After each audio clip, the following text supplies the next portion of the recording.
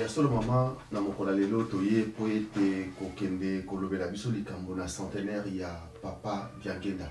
Pamba te touti tokotaki na cycle ya 14 et 18.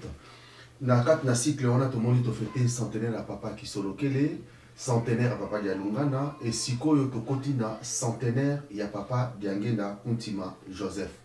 Yango wana biso bana na yo na kati na radio télévision Kimbangiste toye epai na yo mama na biso. Lokolo Zali pe conseillère direct ya chef spirituel papa Simon Kimbangu Kiangani pe mwana ya papa Diangenda Kuntima oyo tokoti na kati na centenaire na ye yango toye po ete tolobela personnalité na ye na kati na personnalité wana mama tokokende na ba aspect familial toke na aspect politique, aspect économique, aspect social, aspect la jeunesse et culture na liwana ye. Lelo pona toye yangwana toye po ete toka ko mituna oyo. Mais batu mingi na kati na mokili bayebi yo te. Kombo na ngai Marie Mwilu Diangenda. Nazali mwana ya mama Vete Elizabeth na papa Diangenda Kuntima Joseph. Toko kolobete nazali mwana liboso, mais mwana liboso ezali ngai te. Oya botamaki liboso na ngai, ya sakenda na ye. Abotami na 1946. Ngai nde na ye ko botama le 13 août 1949. Papa Diangenda azalaki mwana ya misato ya mama Mwilu Marie na papa Simon Kimbangu. Yende abotaki ngai pe na bandeko na ngai mususu. Tobotami 7, dont 3 filles et 4 garçons. Ngai liboso na 49 oya landi ngai mama Christine Diangenda. Il est le 4 août 1951. Simanayango, Mame Mili Diangenda. Il y a Botami le 29 juin 1953. Simanango, Papa Charles Diangenda, qui sont localisés. Il y a Botami en 1958, le 24 août. Oyalandiye, Sami Diangenda, il y a Botami le 11 septembre 1961, Sima Oyalandi Wana, donc 6e, Yende Papa Diangenda Armand, à Botami, dans le 12 janvier 1964, Oyasukisi, Diangenda Kututu Kidi, Yenda Botami le 9 novembre 1969, Yende 7e de la famille. Okoki kolobela biso ndenge nini bovandaki na papa monene na ye ndenge bozalaki na ye na aspect familial bozalaki kozwa ye lokola papa kaka lokola papa nyonso bien bozalaki na ye ndenge nini soki nalobi ete nayebaki très bien ekozala vraiment prétentieux de ma part mais tokomeka kolobela ye pamba te ndenge outi koloba ye nde aboti biso na vie familiale na biso ya solo tozaki kozwa ye lokola papa nyonso oyo papa na biso. Moi personnellement naki ko considérer ye papa lokola papa nyonso moto nyonso ana papa na ye oyo aboti. Mais tango toye kovanda tobandi kokola na ye ko remarquer makambo mingi. D'abord, azalaki très sévère envers nous, très sévère. Et azalaki toujours à l'écoute. Tango tozali kokola, je dis bien. Na tango wana, tango tobandi kokola, na komi ko remarquer que papa toza na ye na ndako azalaki toujours à l'écoute ya mutu nyonso. Tozalaki na devoir moko na ndako, soki tolamuki il faut topesa bonjour epai ya papa. Soki po lingi kokende kolala il faut pesa ye bonsoir. Oza kobima pe olobi na ye ke ozali kobima opesi mbote, soki ozongi pe oye. Donc yalaki na biso lokwa devoir moko oyo ezalaki obligatoire na kati ya ndako na biso. Donc ti tozalaki kokola tobandi pe kosolola na papa parce que tata nyonso aboti bana ne pas sololaka na bango. Nde papa komi koloba lisolo ya kobotama na biso. Etango aye koloba lisolo ya leki ya landinga ya solo ezalaki histoire moko très passionnante oyo na banzi lingomba eyebi ketango tozalaka na kananga leki ya landinga abotamaka na tongo ndenge kozalaka kaka mobali nyonso akotika mwasi ne na maternité.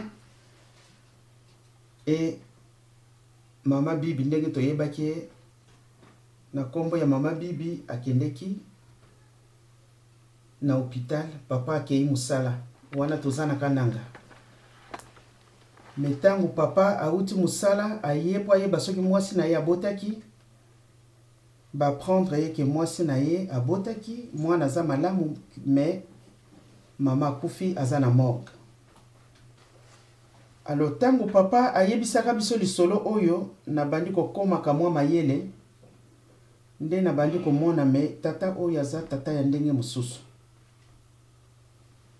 Parce que kolobela papa Diangenda makambo eza ebele. Parce que d'abord en tant que père il y a mis balé homme, il y a mis sato spirituel. Donc ba aspect wana misato pona ngai ezali terrain moko très vaste pona kolobela yango.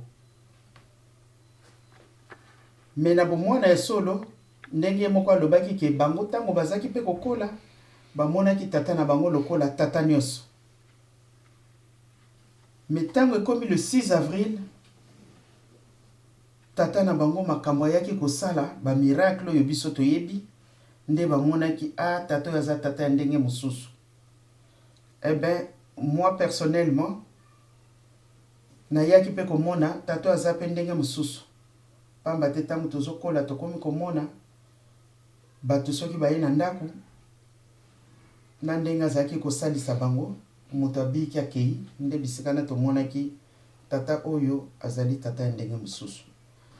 Oui, mama nakanisa tozali kolanda yo na bokebi nyonso outi koloba na biso lisolo ya kitoko lobi na biso ndenge bobotamaki e kamusi biso olakisi vraiment kozali kulutu pamba te olobi badati nyonso bandeko na yo bao babotamaki elingi koloba ke vraiment ozali mama kati na bango tikali na bango lo bazali te pamba te ndenge papa Diangenda alobaki na biso ke ye ayebaki pa papa kulutu bautaki na papa Fumambanza mais bango bayebi te bango pe otangi bakombo na bango na badati na bango mais eloko ezangi otangi biso sika babotama te toyebi te sika bana ngo babotamaki. Papa Diangenda abotaki bana nyonso na kananga ou bien abotaki bango na boma ou bien esika nini, donc tolingi toyeba esika bango. Merci beaucoup. Ngai nabotami na hôpital ya Sonabata. Mais tozalaki kovanda na Kinshasa na Kabambar. Numéro 2 na Bosani. Mais tozalaki na Kabambar comme hôpital ya Sonabata ezalaka hôpital moko à l'époque réputé yango nakendaki kobota makuna. Leki ya mibale yenda botami na kananga ndenge boyebi histoire ya mama Christine. Nga nakendeki vraiment bébé tango papa batindi na kananga. Mama Emilia botami na Kinshasa. Ya botami na mama Yemo. Papa Sami na mama Yemo. Papa Charles est la même chose. Papa Armand na Ngaliema na Kinshasa. wana siko clinique Ngalema ezali et na papa kututu qui pas botami na Ngalema na Kinshasa. Merci maman. Touti kolanda ndenge no pesi biso to lingaki to ya pambate lobby ozala biso utile to ba sikani ba bot pambate lelo bat ba yebite papa autaki boma mbala mo kanama bat ba yeba kate est-ce que na moment nini aya ko botla bana ngo azala ki sikani ni mais lelo to yebi sikoyo esika binono so bobota maki mais to lingi to yeba betide na ye pe formation ya papa Diangenda asala ki betide nini et formation nino ya salaki na bo moina ye étant que mwana oyo papa na yo oyebi que papa asalaki bo asaki bokoki kolobela biso. Oui, ya solo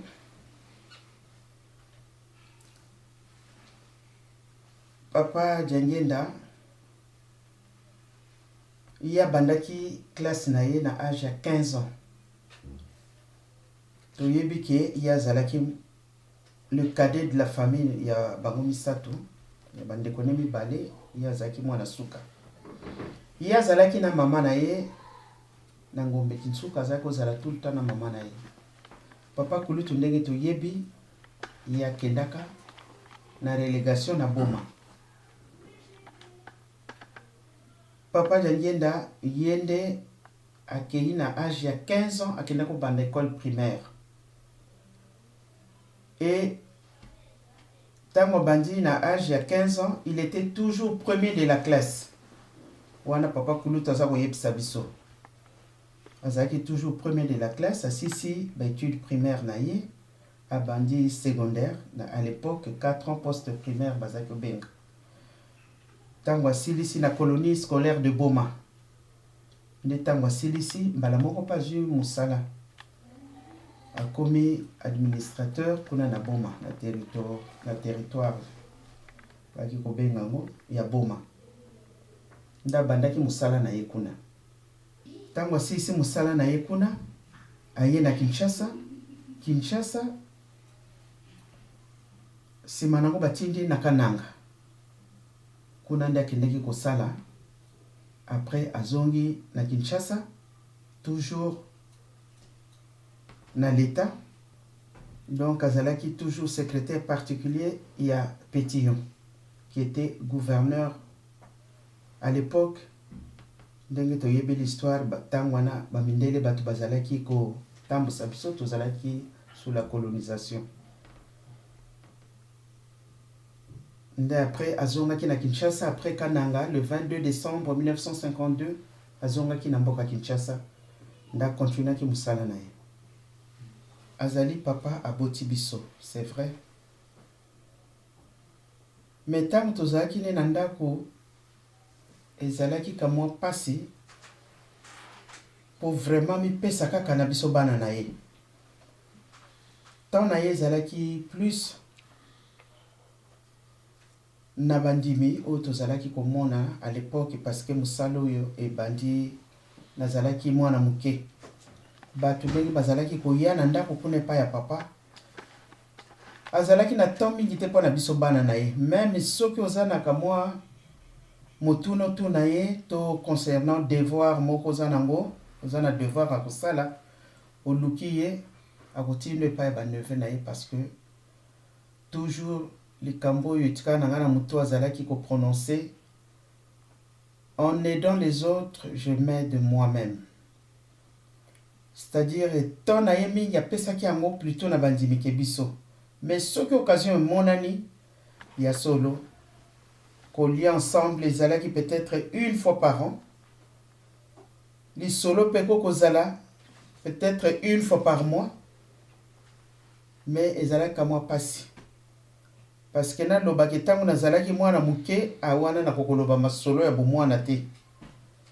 Mais tant qu'on a commis na kamwa ba âge à 10, 11, 12 ans par là, oui.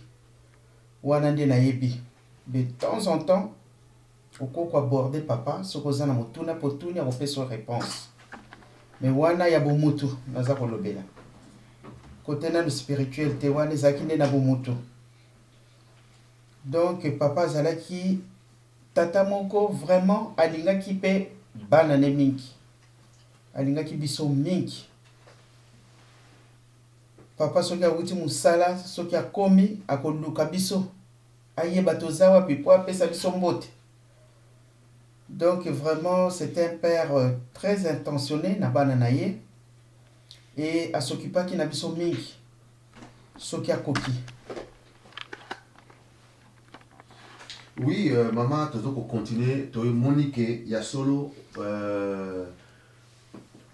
Au Québec, qu'on va dans la Brazzaville, na famille Mayunga. Mais tant que yo komaki kuna na famille Mayunga pour vandaki, kuna pe azalaki papa mate, yem talaki kobo kolayo, tu ko toko koloba parce que azalaki kuna. Mais différence ni wana komona entre papa oya botio, papa Diangenda kuntima na papa oya abokolaki obo pai bokendeki na famille Mayunga. Ya solo ngana kina Brazzaville na âge à 5 ans. Kuna ndi na bandaki d'études na ngai. Na bandaki na débutant ndenge bango balobaka donc dernière année maternelle. Ti na silisi primaire na ngai kuna. Ya solo papa Mayunga na considéré ki lokola papa botinga. Pamba te papa tango akikotika biso kuna apesa ki pe ba instruction na ye. Ndenge to vanda kuna biso pe ndenge to considérer papa wana. C'est vrai tango ndenge lobi na papa ya botinga na ye soki différence ezalaki wapi différence ya bomutu non parce que c'est un père qui nous a aimé o ya biso o wana pa lingaki biso mingi parce que azopesa papa respect mais ndenge na lobi tango na ye koyeba papa na sens que ya bunzambe na ye na ndenge azaki komi pesa na batu même soka ye na Brazzaville azaki kosalisa batu pamba te tozaki kosambela pe na ndako wana ya papa Mayunga. Donc naza komona baza koya na ba malade soki baye na ba malade papa asalisi bango batu wana babiki et na ye komona ke papa oya boti ngai na papa oya bokoli ngai papa Mayunga différence ezali mais wana na aspect spirituel mais na bomutu boye na elaki très bien pa ya papa Mayunga pe papa pe abokola ki biso malamu. Oui, parce que tu as papa Diangenda pour être papa na yo mokili mobimba lelo bazala ko lobelande ye ya mwana to linga kito yeba mais papa Diangenda tango yo koso koli ozalaki pe komona na ba camarade azaki pe na ba camarade ndenge ba papa mususu ba wana ko deti ba papa munda biso boye mwana sana camarade moko boye na balabala bakendaka pe akende pe kovanda kuna basololi mais yo siko etant que mwana papa Diangenda okoko lobela biso ba camarade oyo monaki na papa Diangenda bakombo na koki kobosa na solo papa azaki na ba camarade même na bu jeunesse na ye masolo azaki kobeta na ba camarade na ye toujours oyo kana azaki na camarade boye mais tango nga pe na bandi kokola nazomona ye pe na ba camarade lokola papa Kasavubu na yebaki ye epai na biso wana na kabamba aza koya kotala papa président de la République premier président na biso ya République papa Kasavubu Joseph baaki kobenga na kaka omo parce que papa Diangenda pe kombo na ye Joseph balinganaki makasi soka ye na ndako pele mususu na velo bakokende pe bango mibale na musala na ibandeli baki okende na velo bango mibale bakamaradi mususu pe na yebaki bilongi yango me bakombo ebungi mais ya papa Kasavubu tikalaki komaki pe mutu munene kombo na ye na gardaki yango. Donc papa zaki na bakamaradi pe bazaki kokutana bakoya wana ye paki kotala bango na bandako na bango lokola papa Wix Raymond nazo yeba papa Nzeza Landu naza koyeba papa Nzeza Landu pe na yebi azaka koya na ndako kama bato ebele ndenge na lobi me bakombo bungi. Oui, mais tu nous dis que la relation na ye na président Mobutu ezaki ndenge nini deuxième président ya mboka yona po wana ko mona. Oui, wana tango tozana kananga nde tango batisaki ba relation na bango parce que tango bakena kananga ndenge kaka ezalaka biso to lokwa na vandaki mingi na Espagne kuna ezalaki bokutana batamangala mais bango c'était la même chose même ntango azalaki na boma bazalaki na kamwa groupe na bango kombo ya kuna nde na bosani, mais ntango na président Mobutu mpe na Kananga bazalaka kokutana naka komona bato mingi, mais la plupart ya bato wana bazalaki koyepa ya papa Diangenda, parce que ye azalaki kosala bon, azalaki mpe kozwa mpe azalaki na kamwa bamoyen tokokoloba. Donc bato wana nyonso tu bazalaki koya na ndako bakutani bakolia bisanga ya banamai voilà bakombo wana na kikoyoka papa za mama soki bibina munobone ezala bien bazalaki koya na ndako, c'est vrai nazaki komona bango, je me rappelle bakoya bavandi na basi na bango pe bavandi bakolia masolo pe zali papa pa azopesa bango conseil moninga pe soki azwi likambo pe oyo pe asalisi. Alors tango likambo ya liwa ya papa Simon Kimbangu, papa avant zwango officiellement parce que c'était pas le même jour pour ba contact bino moko boyebi ezali lokola lelo ndenge za développé te. Alors tango wana ezalaki bafoni batelegramme bazaka kotinda tango wana, mais papa en octobre wana je me rappelle ndenge ye moko aloba lisolo mpe bamama, parce que nazalaki na maman na tante na ngai po mama ntango abalaki kaka azwaki tante na ngai wana amemaki na libala bakendaka ne mpe na Kananga ye azalaka. Donc papa mokolo yango awuti mosala ntango ye azalaka bien te na pokwa wana na ndako baremarke que papa aza malamu te. Donc na bonzambe na ye asamonaki ke tata na ye aza lisusu te. Alors tango officiellement nouvelle ekwei président Mobutu asalaki makambo mingi toloba ye moto azalaki lokola protocole ya papa, donc koyamba bandeko bazoya parce que na tango wana bolingo ezalaki mpe ndenge mosusu et puis na mboka mosika. Donc président Mobutu moto azalaki kosala toloba kojouer rôle ya protocole, bandeko soki baye avandisi bango bachaise kokende kozwa kuna koya kotika eloko kolia ke kosenga kuna na cuisine. Donc vraiment ajouaki rôle ya protocole. Donc koyebana na bango ya lelo te na ndenge pe akomaki journaliste na ndenge papa ayebisaka ye ke na tango koya na moni ko komi mingi sur le kimbangisme. Donc na tango koya kokoma mokonzi munene kobosa na bakimbangiste te nde na ndenge toyokaki témoignage ya président Mobutu tango akomi président. Donc bayebana depuis kala depuis Kananga. Merci mama to ya solo masolo na biso ndenge ozali kolobango ozali kolakisa deja monene na papa Diangenda, mais sikoyo moment nini ndenge biso bakimbangiste barake papa Diangenda ye wana molimo mosantu nzambe, est-ce que yo etant que mwana na yo ondimi yango pe ke tata na ezali nzambe? Oui, nandimi yango pamba te kondima yango ya solo na bomutu na biso mutu akoko ndima likambo te soki amoni na ye bapreuve te. Me ndenge nakutaki koloba pamba te nabosanaka te ntina aza kokola mokolo mosusu nayebisi naleki alandi nga nalobi me Christine nga namonaka papa oyo neti badefisa biso ye,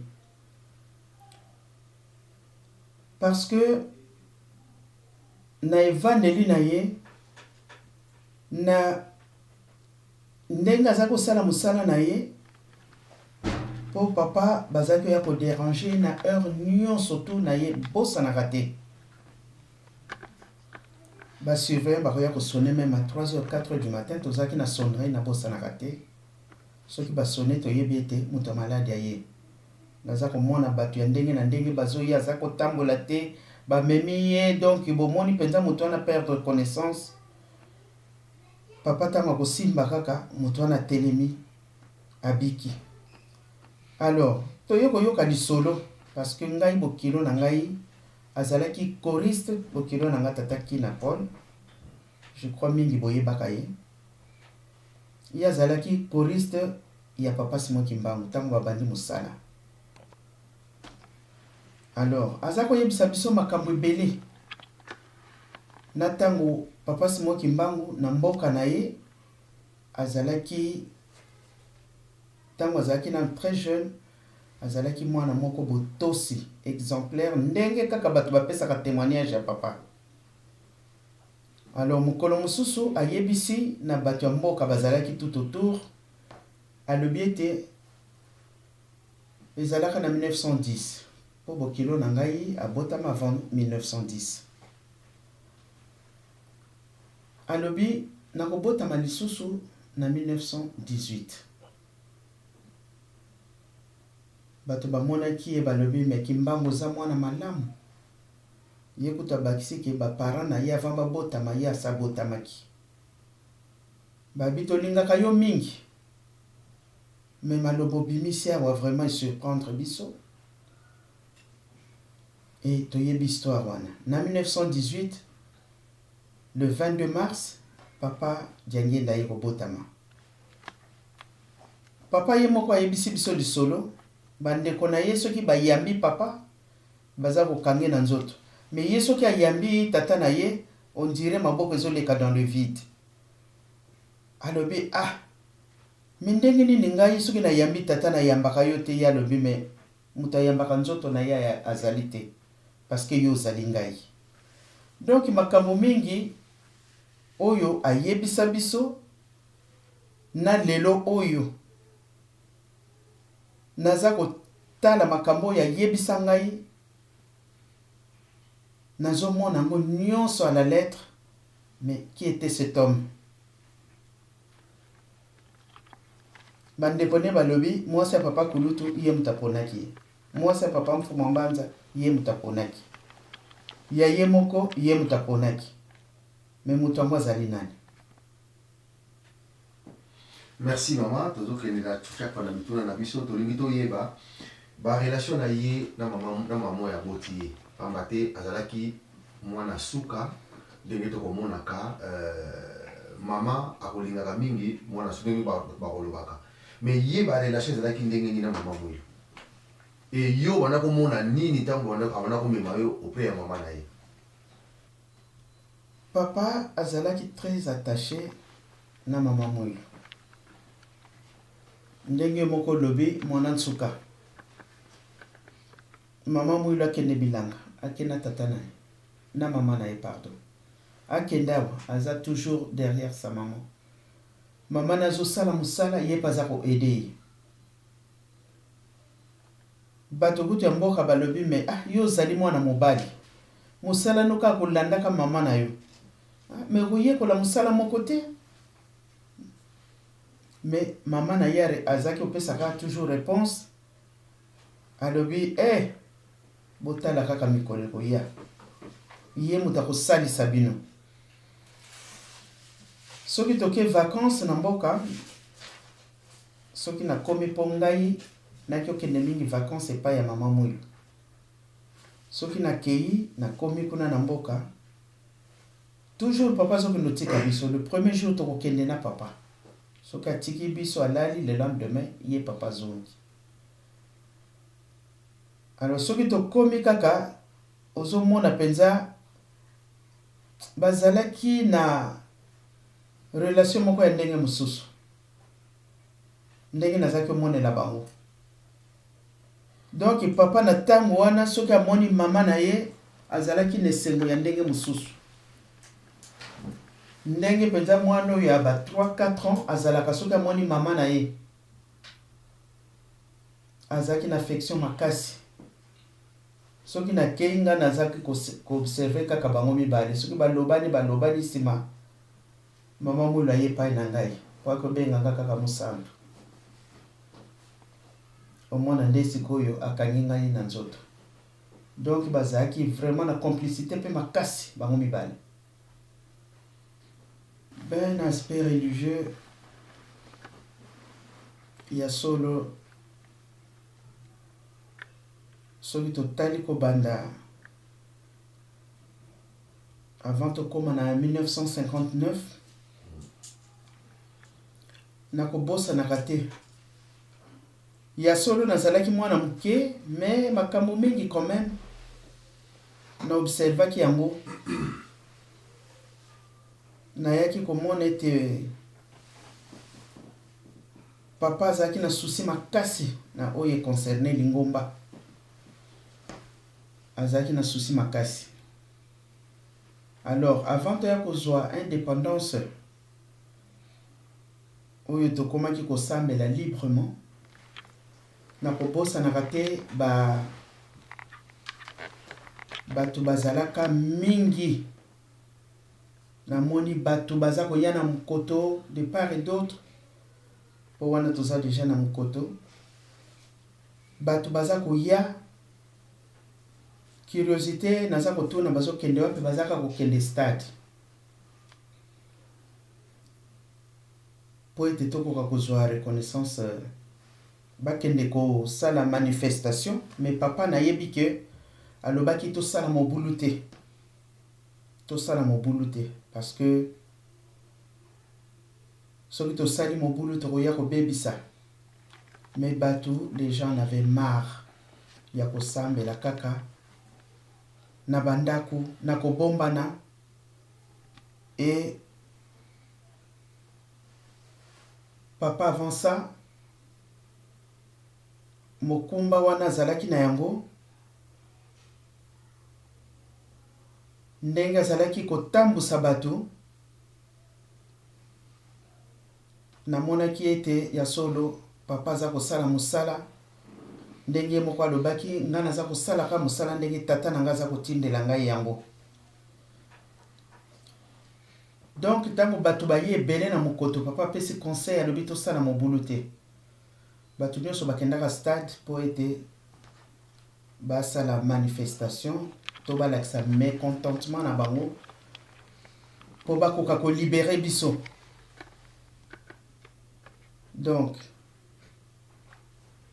l'aspect religieux ya solo namonaki ete papa mipesaki vraiment à fond. Nde tango biso pe ya solo kamwa fossé muke komi kosalema parce que papa azali sulu na tante pona biso bana oye ya boti. Parce que na tango wana bandi kosala ba voyage kokende boye mais na molili nanu avant toya kosambela tozwa reconnaissance officielle ya Lingomba na biso. Donc aspect religieux na spirituel ponanga na tiango ka kisika moko ponangai. Parce que il y a beaucoup à dire. Makamboze belé ya koloba. Surtout na aspect spirituel. Ponanga na sangisi yango kaka na religieux pambate soki totali ndenga zaki koloba. Komela mai ya pamba ko komela mai te soki tata na ya peso autorisation te. Donc azalaki wana lem subu bengi po ya kolia koloba non, je ne peux pas manger parce que j'ai pas encore eu l'autorisation de mon père. Mais papa juste pour boire un verre d'eau. Ah bien non, je ne peux pas. Il faut que mon père m'autorise. Tomona ki amoli kamandenge mususu. Bongo mai ya pamba faut autorisation et le reste parce que l'obina koko sala ndenge nga na lingité. Donc aspect spirituel makambo eza ebele ya kolobela mais ndenge na lobaki c'est trop vaste pour moi. Pona yebi ete bato mingi pe ba kolobela yango. Donc naza un peu perdu esika wana nazoyeba te kutu par où commencer parce que c'est trop large pour moi. Tolingi toyeba vina ina suka nango tango ali kotika biso na Genève alobaki na yo ni toyebi ke bana nyonso bazaki privilège oyo te oyo ozalaki nango mpona papa na yo atikelo mwa liloba boza na mwana aza na liloba na ye oyo papa atikaki mais yo ozalaki mama oyo abandaki kobengo mama mwilu ozalaki na liloba oyo mokili mpe ezali kozela e oyo oyebi ke papa alobaki na yo lelo mpo kokoki kobimisela biso mpo te bandimi bana papa de Yangenda bako koyokama. Merci beaucoup. Il y a solo dernier moment il y a papa Yangenda na 90 ndenge lobi nazalaki na papa nakendeki ko rejoindre na Suisse parce que nga nazalaki déjà na Genève. Mobali nanga azalaki diplomate kuna na Genève avant tokende Espagne. Nakutaki papa kuna touti Kinshasa, tokutaki papa asali mosala na ye na ndenge toyebi pe papa ndenge azongaki na Kinshasa. Et na 92 ntango azongi lisusu na Genève nakendaki ko rejoindre ye. Ya solo papa lobaki nanga kamwa mingi. Mais je crois avant loba nangai ndenge alobaki publiquement le 2 janvier tokobengaka yango testament toyebi yango.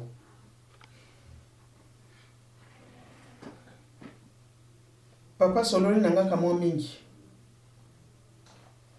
po navandaki na Genève nga nazongaki lisusu te bandeko mosusu ki baye weekend bazongi ngai natikalaki ti na dernière minute oyo papa atikaki mokili nga nazalaki na ye.